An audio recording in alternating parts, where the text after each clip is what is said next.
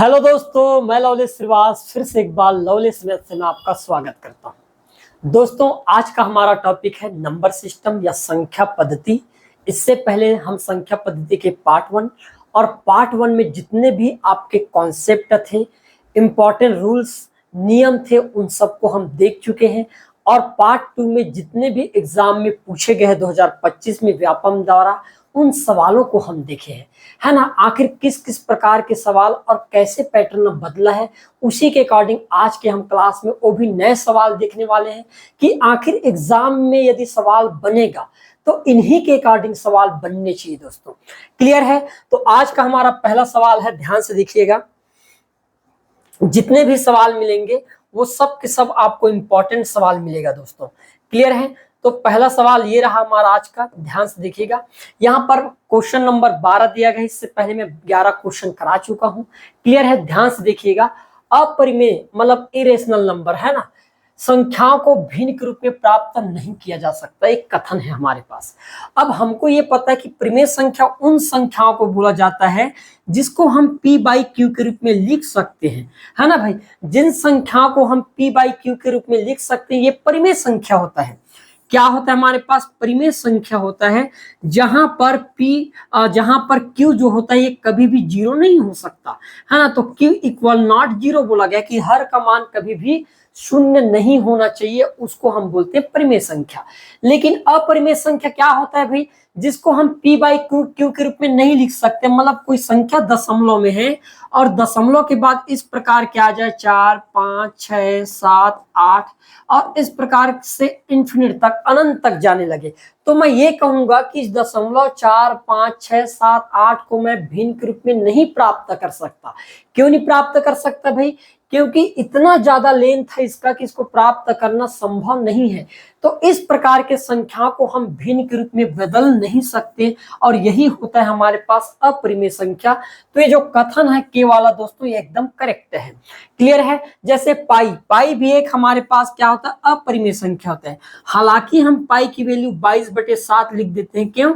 अपने गणितीय गणना को आसान करने के लिए। लेकिन पाई की वास्तविक वैल्यू 3.1421 इस प्रकार से इंफिनिट तक जाता है, जिसको प्राप्त करना मतलब 22/7 प्राप्त करना संभव नहीं है। 3.14 22/7 के निकटतम होता है, इसलिए हम पाई की वैल्यू 22/7 रख देते हैं। क्लियर है? एक्चुअल मान नहीं होता, लगभग में होता है। क्लियर है दोस्तों? फिर बोला गया है कि पूर्ण संख्याओं के लिए साहचर्य या एसोसिएटिव प्रॉपर्टी योग और गुणन संक्रिया में लागू होता है, भाग और घटाने में लागू नहीं होता। अब ये साहचर्य नियम क्या है, इसको समझना बहुत जरूरी है। पिछले बार जब एग्जाम हुआ था तो वहां पर क्रम विनिमय नियम पूछा गया था, है ना। इस बार साहचर्य भी पूछ सकता है। तो ध्यान देना कि साहचर्य नियम क्या होता है। साहचर्य नियम क्या होता है, ध्यान समझना। किसी भी डेटा को हम 3 पदों में A, B और C के टर्म में लिखते हैं। अब योग के केस में क्या होगा, मैं पहले वाले अंक को लूंगा A प्लस फिर बाकी जो 2 होंगे B और C, इसको मैं जोड़ दूंगा B प्लस C। उसी प्रकार सेकेंड में हम क्या लेंगे, बराबर होगा तो हम क्या लेंगे, सबसे पहले मैं A प्लस B को ऐड करूंगा और लास्ट में मैं प्लस करके C। ये होगा योग के लिए। अब ध्यान देना कि योग में मान लो मैं कोई संख्या ले लेता हूं, 2 + 3 + 4, तो आप कहोगे जोड़ने पर कितना होगा, 4 3 7 और 7 2 कितना हो गया, 9। तो उस तरफ भी 9 होना चाहिए। अब आप देखोगे कि भाई 2 पहले लिखेंगे, फिर उसके बाद 3 और इन दोनों को ब्रैकेट में रख के फिर मैं प्लस का 4 कर दूंगा। तो आप कहोगे 2 3 5, 5 और 4 9। मतलब ये कह सकता हूं कि साहचर्य नियम हमारे पास योग के केस में लागू होता है। यदि मैं गुणा की बात करूं तो यही 3 पद रहेगा A + B और टर्म भी वही रहेगा। इस बार A × B × C हो जाएगा एक बार बराबर, फिर मैं देखूंगा A × B × C। अब यदि मैं यही संख्या लिया हूं कि भाई मैंने कहा 2 गुणा, है ना, फिर 3 गुणा 4 बराबर उतना ही आना चाहिए सेकेंड टाइम, है ना। तो मैं लिखूंगा 2 गुणा 3 और ब्रैकेट के बाहर लिख दूंगा गुणा का 4। तो आप कहोगे कि 3 × 4 = 12 और 12 × 2 = 24 हो गया। यहाँ पर देखेंगे 3 दूनी 6 और 6 चौके 24, तो यहाँ पर भी मतलब गुणा के केस में भी सहचार्य नियम क्या करता है, काम करता है। क्लियर है। अब हम बात करते हैं घटाने की, ध्यान देना। यदि मैं 2 अंक लिख लूं, 2 मान लो 3 और 3 माइनस 4 लिखूं, तो बराबर के उस पार भी यही अंक आना चाहिए, मतलब यही उत्तर आना चाहिए। अब मैं क्या लिखूंगा, 2 माइनस 3 और ब्रैकेट के बाहर लिख दूंगा माइनस का 4। तो आप कहोगे दोस्तों सबसे पहले तो ब्रैकेट हल किया जाता है, 2 माइनस, अब 3 में से 4 घटाएंगे तो माइनस का 1 बचेगा भाई। अब माइनस और माइनस का गुणा होगा तो ये प्लस हो जाएगा और प्लस का 3। यदि इस साइड देखें तो 2 में से 3 घटाने पर माइनस का कितना हो जाएगा आपके पास 1, और ये माइनस का 4, तो माइनस माइनस हो जाएगा आपके पास माइनस का कितना हो जाएगा यहाँ पर 5। अब आप देखो एक साइड प्लस का 3 आ रहा है और एक साइड माइनस का 5, मतलब मैं कह सकता हूं कि संक्रिया में सहचार्य जो नियम है ये योग और गुणा में तो लागू होगा लेकिन भाग और घटाने में लागू नहीं होगा। इसका मतलब एल वाला जो मेरा कथन है ये भी क्या होगा दोस्तों, एकदम करेक्ट होगा। दो पूर्णांक का गुणनफल हमेशा धनात्मक पूर्णांक होता है बोला गया है। अब पूर्णांक क्या होता है, जो अंक अपने आप में पूर्ण हो। भाई जो अपने आप में पूर्ण हो, भिन्न के रूप में या दशमलव के रूप में ना हो, उन संख्याओं को पूर्णांक बोले जाते हैं।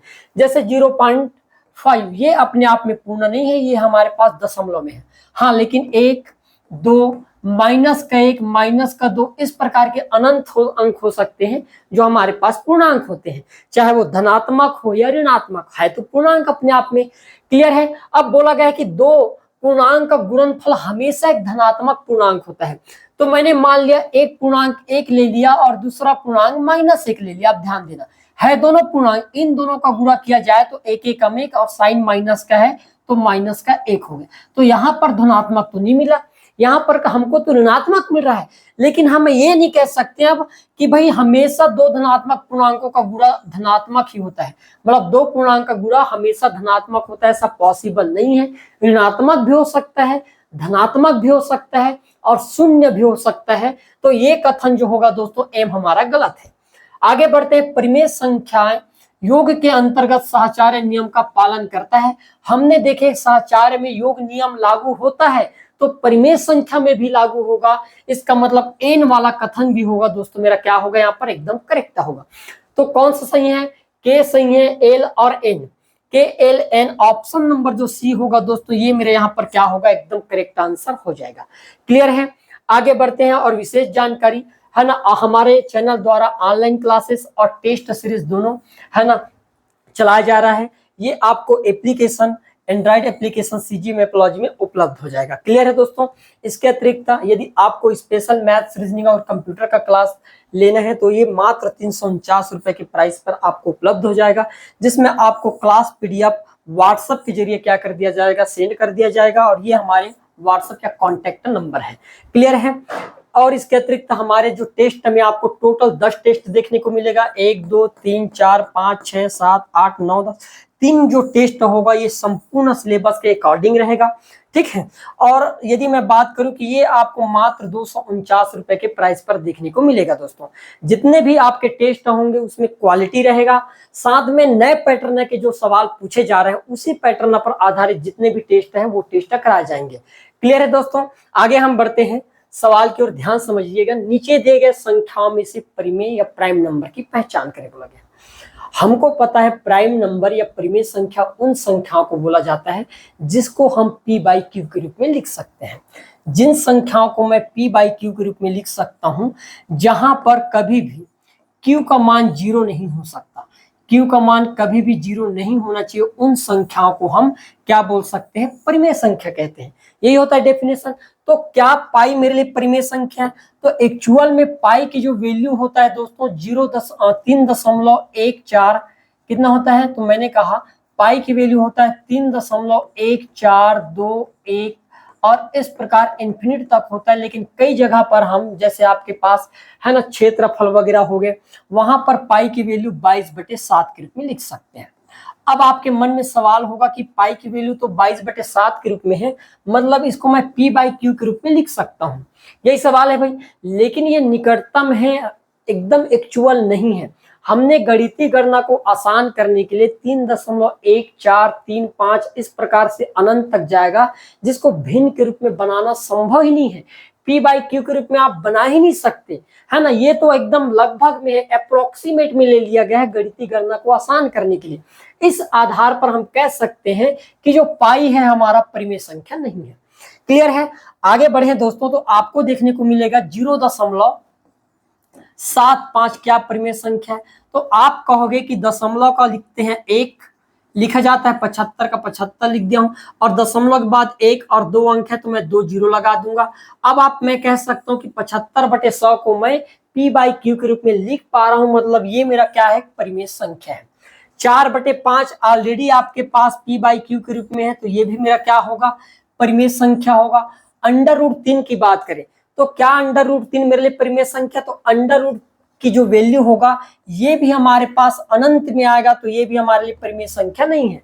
तो परिमेय संख्या कौन कौन है, तो एल और एम जो होगा, ऑप्शन नंबर जो बी होगा दोस्तों, ये मेरे यहाँ पर क्या होगा, एकदम करेक्ट आंसर हो जाएगा। और ये सवाल सब छपने वाले सवाल है दोस्तों, मोस्ट इंपॉर्टेंट सवाल है। क्लियर है। आगे बढ़ते हैं, देखो अगला सवाल फिर देखिएगा, ये सवाल मान लो कि एग्जाम में छपेगा ही। जिस प्रकार के रवैया है व्यापम का, जिस प्रकार के सवाल वो दे रहा है, तो इससे ये लगता है कि भाई इस प्रकार के सवाल तो बनने ही चाहिए।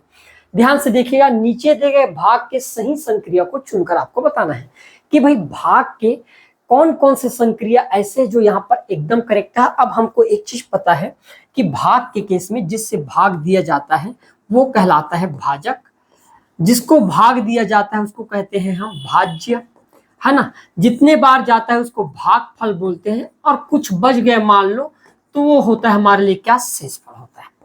क्लियर है दोस्तों, इतना ही होता है हमारे पास, ध्यान समझना।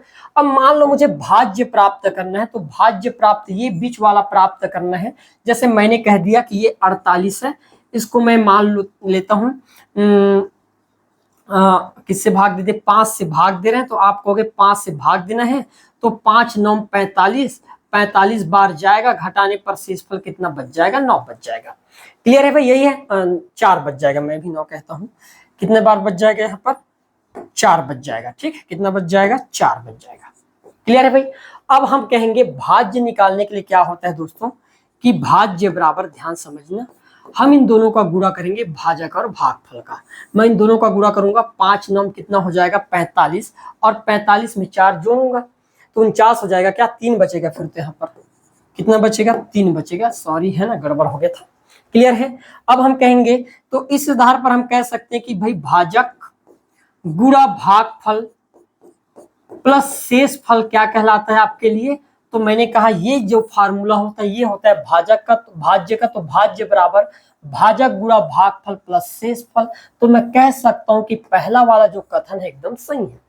फिर यदि मैं भाजक निकालना रहेगा, ये वाला भाजक है ना, तो इन दोनों का पक्षांतर करूंगा, तो प्लस में है आपके पास शेषफल। ध्यान समझना, जो आपके पास शेषफल है वो प्लस में है, पक्षांतर करने पर किस में आ जाएगा। तो मैंने कहा मुझे तो भाजक निकालना है, तो भाजक बराबर हो जाएगा दोस्तों आपके पास, ये भाज्य में मुझे शेषफल को क्या करना पड़ेगा, घटाना पड़ेगा, और घटाने के बाद ये गुणा में है भागफल, तो भागफल का पक्षांतर करने पर गुणा का किस में आ जाएगा, आपके पास भाग में आ जाएगा। यही होगा, तो भाजक बराबर भाज्य माइनस शेषफल भागित भागफल होता है। तो भाजक बराबर, है ना, भागफल माइनस शेषफल और भागफल दिया गया, तो इस आधार पर हम कह सकते हैं कि ये तो गड़बड़ है ना। ये हमारा एल वाला कथन एकदम गलत है, क्योंकि भाजक बराबर भागफल माइनस शेषफल भागित भागफल नहीं होता, बल्कि भाजक बराबर भाज्य माइनस शेषफल भागित भागफल होता है। क्लियर है। भागफल की बात करें तो भागफल निकालना रहेगा, तो आप सिंपल देखो, भागफल निकालना पड़ेगा, तो मैं घटाऊंगा इधर, है ना, शेषफल को पक्षांतर करूंगा, और शेषफल के सामने प्लस का चिन्ह है, पक्षांतर करने पर प्लस का चिन्ह माइनस में आता है, मतलब भाज्य माइनस शेषफल होना था, लेकिन यहाँ पर भाज्य प्लस शेषफल है। इस आधार पर ये वाला कथन भी मेरा क्या होगा, गलत हो जाएगा। लास्ट की बात करूं, शेषफल निकालना रहेगा, तो शेषफल को उधर रख देते हैं, बाकी का पक्षांतर कर देते हैं, तो ये दोनों किसमें है, आपके पास गुणा में है, और सामने में प्लस का चिन्ह है, तो ये माइनस में आ जाएगा, मतलब भाज्य में मैं लिख सकता हूं भाज्य माइनस भाजक गुणा क्या हो जाएगा भागफल, ये होना चाहिए था। है क्या यहाँ पर भाज्य माइनस भाजक गुणा भागफल, मतलब एन वाला कथन भी मेरा क्या होगा दोस्तों यहाँ पर करेक्ट हो जाएगा। तो यहाँ पर कौन कौन सा सही है, के और एन, ये दो कथन मेरा सही है। और यहाँ पर ऑप्शन में कहीं मिस्टेक हुआ, इसको के और एन कर देते हैं। ऑप्शन नंबर जो ए होगा ये हमारा यहाँ पर क्या होगा दोस्तों, एकदम करेक्ट आंसर हो जाएगा। क्लियर है भाई, आगे बढ़ते हैं। इसी प्रकार के आपको सवाल देखने को मिलेगा। ये सवाल मान लो कि एग्जाम में छपेगा ही, बेहतरीन सवालों में से एक सवाल है दोस्तों, मोस्ट आईएमपी सवाल कह सकते हैं। क्लियर है, मान लो ये छपेगा ही, ध्यान से देखिएगा। नीचे दिए गए कथन एस और कारण आर के लिए सही विकल्प चुनकर आपको बताना था। अब बोला क्या है, किन्हीं दो परिमेय संख्या ए और बी के बीच असंख्य परिमेय संख्याएं होती है।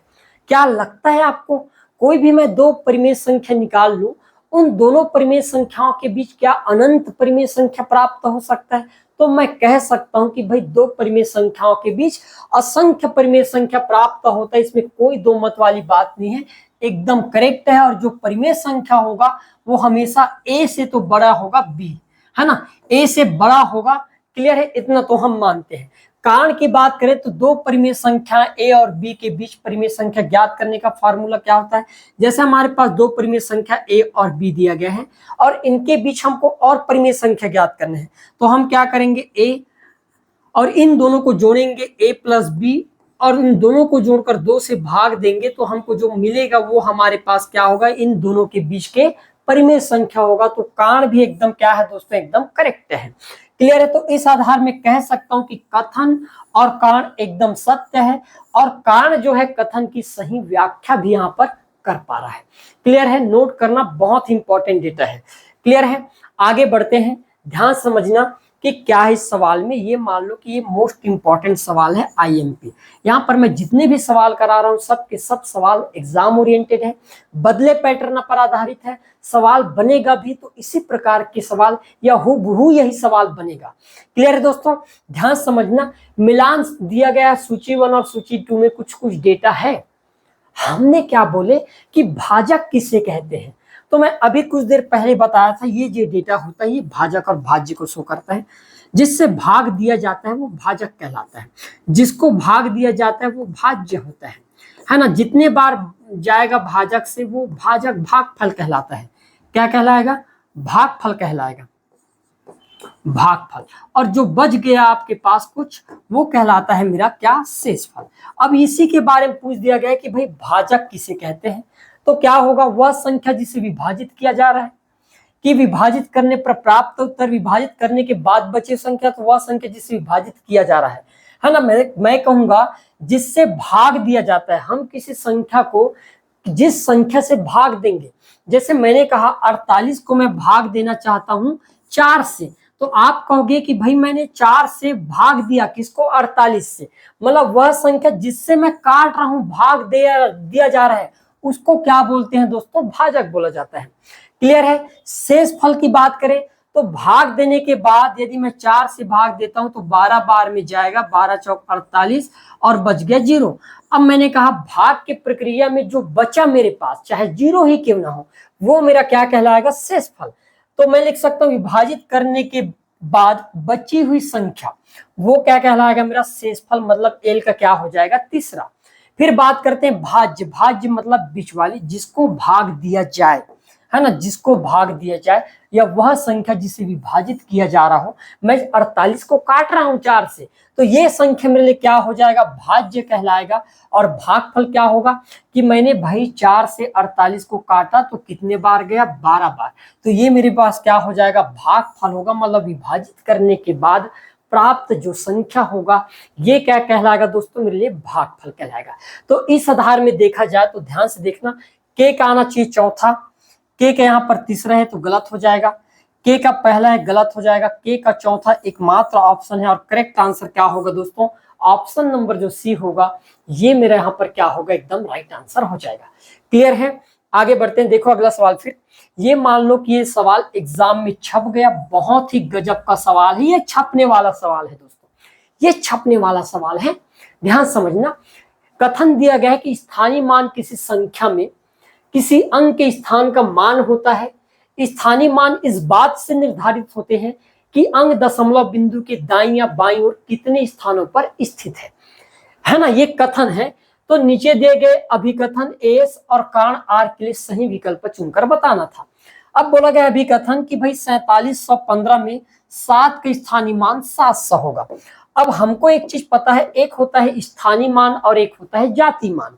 जाति मान क्या होता है? जो उसका खुद का जाति है, जैसे 2 का जाति 2 है, 3 का जाति 3 है, मतलब रियल वैल्यू को पूछ रहा है कि भाई 2 मतलब 2, 3 मतलब 3, 4 मतलब 4, 5 मतलब 5, ये उसकी जाति है।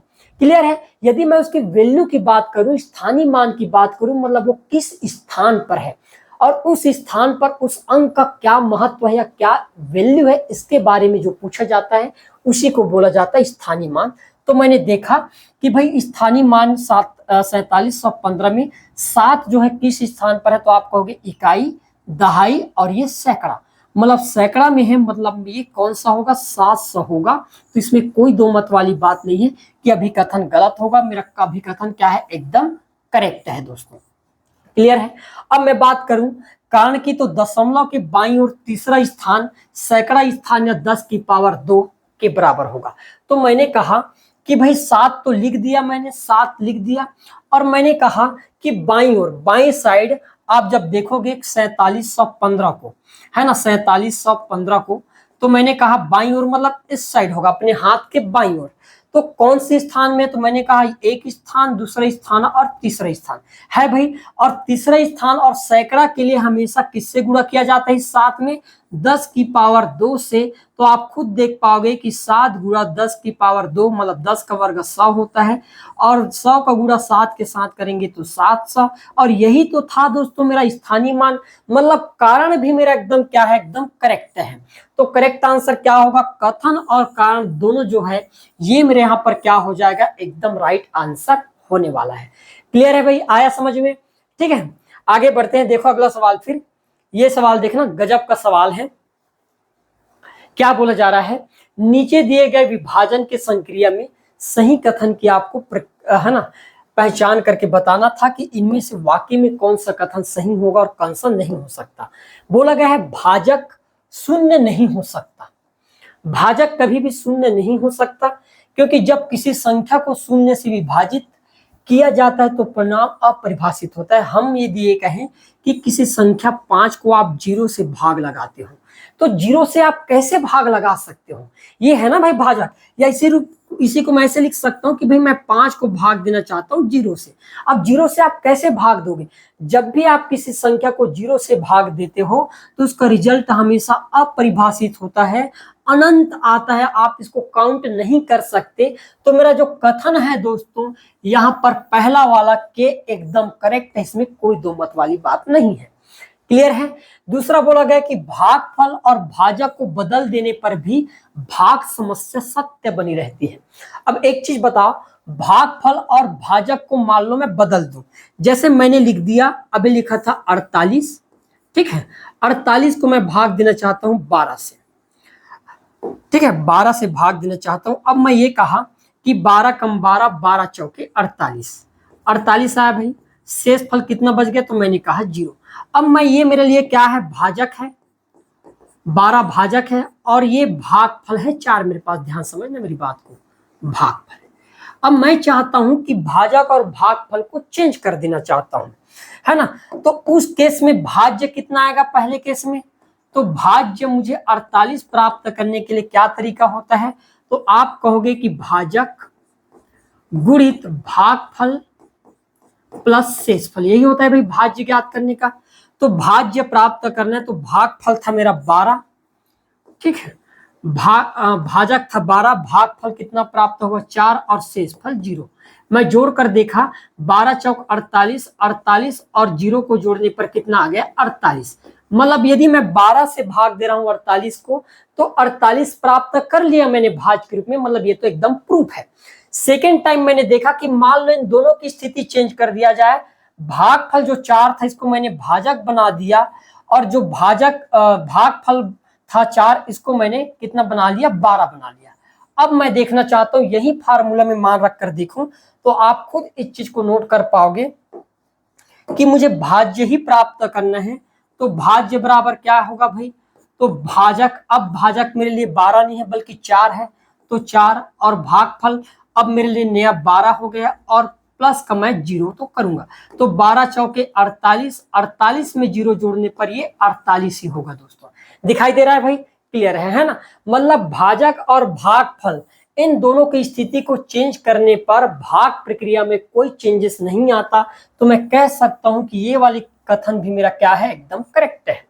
आगे बढ़ते हैं। जब शून्य को किसी संख्या से या किसी भी भाजक से विभाजित किया जाता है तो भागफल सदैव शून्य ही प्राप्त होता है। आप किसी जीरो को कोई भी अंक से काटोगे तो उसका रिजल्ट हमेशा क्या होता है दोस्तों, 0 होता है। तो ये वाला कथन भी मेरा क्या होगा, करेक्ट हो जाएगा। भाजक हमेशा भाज्य से बड़ा होता है ना भाई। भाजक जो होता है हमेशा भाज्य से बड़ा होता है। यहाँ पर एक शब्द यूज हुआ है हमेशा, है ना। मैं कैसे कह सकता हूँ कि हमेशा, कुछ केस में हो सकता है यदि मैं 48 को 12 से भाग दूं, है ना, तो मैं कहूंगा कि अब भाज्य बड़ा है भाई 12 से भाजक से। लेकिन मैं कुछ केस में ये कहूं कि अब 12 को 48 से भाग दूं, तो यहां पर मैं कह सकता हूं कि अब भाजक बड़ा है भाज्य से। लेकिन इसका मतलब ये तो नहीं कि हर केस में आपके पास भाजक बड़ा हो गया, कुछ में हो सकता है और कुछ में नहीं भी हो सकता है। क्लियर है, इस बात को ध्यान देना, है ना। कुछ केस में बड़ा हो सकता है लेकिन जरूरी नहीं कि सभी केस में बड़ा हो। तो मैं कह सकता हूं कि ये जो कथन है मेरा एकदम गलत है ना। यहाँ पर हमेशा बोल दिया गया है ऑलवेज, मतलब ये कथन गलत हो जाता है। तो करेक्ट क्या है, के एल और एम, के एल एम ऑप्शन नंबर जो सी होगा दोस्तों, ये मेरा यहाँ पर क्या होगा, एकदम राइट आंसर होने वाला है। क्लियर है, आए भाई समझ में। आगे बढ़ते हैं, देखो अगला सवाल फिर ये रहा। नीचे दिए गए कथन और कारण के लिए सही विकल्प को चुनकर बताना था। अभाज्य संख्या के अधिकतम 2 गुणनखंड होते हैं। जैसे मैंने कहा अभाज्य गुणनखंड होता क्या है, जैसे मैंने कहा 2 हो गया, 3 हो गया, 7 हो गया, 11 हो गया, ये सब अभाज्य संख्या है। अभाज्य संख्या उन संख्याओं को कहा जाता है जो स्वयं और एक के अलावा किसी से ना कटे। जैसे 2 कटेगा तो 1 से कटेगा या तो खुद 2 से कटेगा। उसी प्रकार 3 की बात करेंगे, 3 कटेगा तो 1 से और कटेगा खुद 3 से। 7 की बात करें तो 7 भी कटेगा 1 से और कटेगा दूसरे कोई अंक से तो खुद से कटेगा। 11 की बात करूं तो 11 कटेगा खुद से या कटेगा तो खुद 11 से। तो यहाँ पर एक कथन है कि भाई अभाज्य संख्या के अधिकतम 2 गुणनखंड हो सकते हैं। तो मैं इन चारों केसों में देखा कि जितने भी अभाज्य संख्या इनके केवल 1 और 2, 1 और 2, 1 और 2, 1 और 2, ज्यादा से ज्यादा 2 हो सकते हैं, उससे नहीं, उससे ज्यादा नहीं हो सकते। तो ये कथन जो होगा दोस्तों एकदम मेरा क्या है, करेक्ट है। क्लियर है। फिर अभाज्य संख्या वह संख्या जो एक और स्वयं के अलावा किसी और से विभाजित ना हो। तो मैं इस कारण भी हमारा इसी बात की क्या करता है, पुष्टि करता है। तो मैं कह सकता हूं कथन और कारण दोनों सत्य है और उसकी सही व्याख्या भी क्या कर रहा है, कर रहा है। तो करेक्ट आंसर क्या होगा, ऑप्शन नंबर जो ए होगा मेरे दोस्तों, ये क्या होगा, मेरा राइट आंसर हो जाएगा। क्लियर है। ये देखिएगा हमारा लास्ट सवाल, इस टाइप के सवाल कई बार पूछा गया है। क्या बोला गया है, नीचे दिए गए संख्या में कौन 48 के तुल्य है। तो यहां पर सबसे पहले देखेंगे हमारे पास दिया क्या है 72 गुणित क्या दिया गया है 1 माइनस 2/3। अब मैं 3 का गुणा 1 के साथ करूंगा तो आप कहोगे कि भाई 72 गुणित 3 1 कम 3 और 3 में 2 घटेगा तो बच जाएगा 1, 1/3, 3 1 कम 3 और ये हो जाएगा 24 तिया कितना होता है 72 होता है भाई। तो इसका करेक्ट होगा 24। तो मैं कह सकता हूं कि ये जो कथन है ये तो बिल्कुल गलत है दोस्तों। क्लियर है। फिर मैं आगे बात करूं नेक्स्ट वाले की बात करें तो यहां पर दिया गया है 6 गुणा, फिर क्या दिया है 2/3 माइनस 1/2 और गुणा 48 किया गया है। क्लियर है, इतनी ही बात है। अब यदि हम ध्यान से देखेंगे इसको तो अंदर वाले का एलसीएम निकालेंगे। सबसे पहले तो 3 और 2 का एलसीएम 6, 2 का गुणा 2 के साथ करेंगे 4 माइनस 3 का गुणा 1 के साथ करेंगे 3 और गुणा का 48। ठीक है भाई, आप घटाओगे 4 में से 3 घटेगा तो क्या बच जाएगा मेरे पास 6 गुणा 1/6 और गुणा 48। तो मैं कह सकता हूं कि 6 से 6 कैंसिल हो गया तो इसकी वैल्यू किसके बराबर है, 48 के बराबर। मतलब जो एल वाला कथन है दोस्तों ये 48 के तुल्य है। नेक्स्ट वाली की बात करें तो यहां पर दिया क्या है भाई, एक तो 16 भागित क्या दिया गया है 4 और ब्रैकेट के अंदर दे दिया है 7 + 5। तो सबसे पहले ब्रैकेट को हल करना है, भागित 4 है ना। अब हम क्या करेंगे कि 7 और 5 को जोड़ेंगे तो कितना हो जाएगा 12, और चूंकि कुछ नहीं है मतलब गुणा का चिन्ह है तो गुणा मैं क्या कर दूंगा 12। अब हम क्या करेंगे, यहाँ पर बोडमास का नियम लगाएंगे। बोडमास के नियम के अकॉर्डिंग गुणा के पहले भाग होता है, तो सबसे पहले हम क्या करेंगे भाग देंगे। तो 16 को यदि 4 से काटूंगा, 4 एकम 4 तो 4 बार जाएगा और गुणा हो जाएगा 12, तो 12 चौके 48। तो ये कथन भी मेरा 48 के तुल्य है, ये भी मेरा करेक्ट है। क्लियर है। लास्ट वाले की बात करूं दोस्तों, 16 96 दिया है, 96 भागित 8 और ये दे दिया है 3/4। यही बात है भाई। अब मैं जब इसको हल करूंगा तो अब मैं सबसे पहले भाग देना चाहता हूं, या ध्यान से देख लो 96, ठीक है। सबसे पहले भाग होगा 8 एकम 8 और ये 12 8 96। सबसे पहले भाग दे दिया, चलो 12। अब ये गुणा हो जाएगा 3/4, तो आप कहोगे 4 एकम 4, 4 तिया 12 और 3 का गुणा होगा तो 9। तो ये भी हमारे पास नहीं है। क्लियर है। तो कौन कौन से एल और एम, ऑप्शन नंबर जो बी होगा दोस्तों, ये मेरे यहाँ पर क्या होगा एकदम करेक्ट आंसर हो जाएगा। तो इस प्रकार के सवाल आपको नंबर सिस्टम से भी देखने को मिलेगा। क्लियर है। तो कंटिन्यू इन सवाल को देखते रहें, है ना। हर एक दिन आपको नए नए वीडियो के साथ तो मिलता ही रहूंगा। तो आज की क्लास में इतना ही, बाकी हम मिलेंगे नेक्स्ट क्लास में। क्लियर है दोस्तों।